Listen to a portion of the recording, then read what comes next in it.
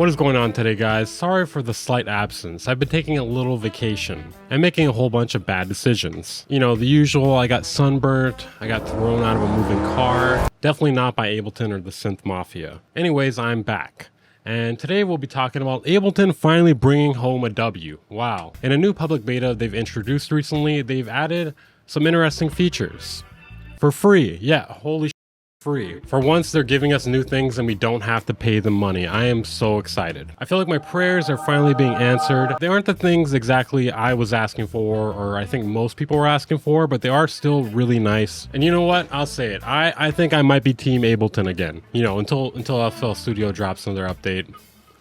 I know they dropped another update, but another update after that one. The first big thing they've added, which has a lot of people's attention, is auto shift. It is a native version of pitch correction for Ableton, and the name choice is rather interesting because auto shift, at least to me, doesn't scream pitch correction. Personally, I think they should have gone with the name auto tune, but in quotes, which I think they might legally be able to do. It is real-time, monophonic, it tracks pitch and it can correct pitch, and it also features formant shifting. They say it is especially suitable for vocals, but it can be used with any monophonic signal. You can also play and harmonize the incoming signal polyphonically with MIDI sidechain. It has two modulation sources, a vibrato LFO specifically for pitch, as well as a LFO that allows you to modulate parameters within auto shift. They've also added a new instrument named the drum sampler, which was made specifically for playing one-shot samples in the context of a drum rack. You can actually place the drum sampler on different MIDI notes within the drum rack, and it gives you much more control over your drum samples than you would have otherwise. It has sample start, length, envelope, transpose, detune, filter, time stretch and loop features, frequency and ring modulation, sub, oscillator, and noise layering, as well as punch and degrade sound. You know, pretty much just a bunch of shit we've probably wished we had in the drum rack for a very long time.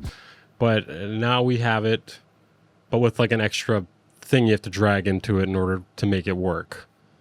Either way, I'm not mad at it. A little bit of a weird workflow.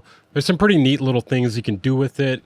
You can have the velocity change other parameters than just the volume. They've also redone the limiter, and it's about time in my opinion. I can't tell you how long I've seen that stock limiter in Ableton. I feel like it's never changed. I don't know. Maybe I'm probably wrong, but I can't remember a time when it looked any different than it did before this. You can now switch to a maximizer mode instead of just limiting. They've added three types of limiting / maximizing modes as well. Standard, soft clip, true peak. Soft clip is gentle clipping to a signal approaching the ceiling level. True peak prevents peaks between samples. They claim to have made the limiter's release smoother, which is more noticeable with longer release times. There is now a mid-side mode as well. They have also redesigned the saturator, and I am pleased personally. I like the visual feedback that it gives you. They've added a bass enhancer curve, which is better aimed at processing low-end signals, such as bass. It has a threshold specifically for it, which allows you to morph between soft and hard clipping, and only signals above the threshold will be saturated. And they've added a bunch of other small features.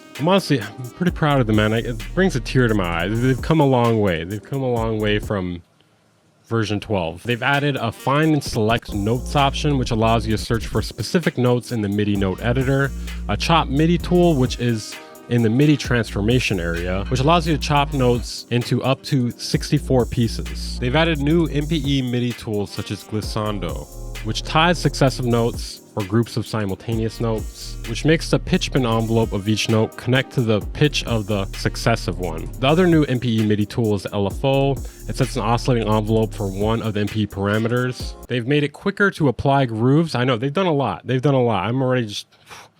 I'm out of breath already. Grooves are automatically loaded onto a new MIDI clip, so you can just adjust the global percentage and you will adjust it for essentially the entire track. They've added undo history, which allows you to see a list of available undo and redo options. They've added a full height browser mode. Some things I just had no idea that people were asking for. Maybe they're not asking for it. I don't know where they're getting some of these ideas. They've added an auto tagging user content feature, as well as auto tagging VST3 feature. Essentially just auto tags based on either analysis or, in the case of VST3, based on the metadata within it. Anyways, I'm really proud of them. This is huge. Now, there's definitely some other things I want them to do. Number one, plugin sandboxing. Number two, plugin sandboxing. I'm sure there's a million other things here. Okay guys, that's it for this video. Thank you for tuning in and watching. If you want to support the channel, consider liking the video. If you press the like button on this video, I will put in a good word for you with the Synth Mafia. Subscribe if you're new here. If you want to support the channel, consider joining my Patreon or becoming a channel member for as low as $5 a month. You get access to exclusive content, outtakes, and other goodies. I'll see you guys next time.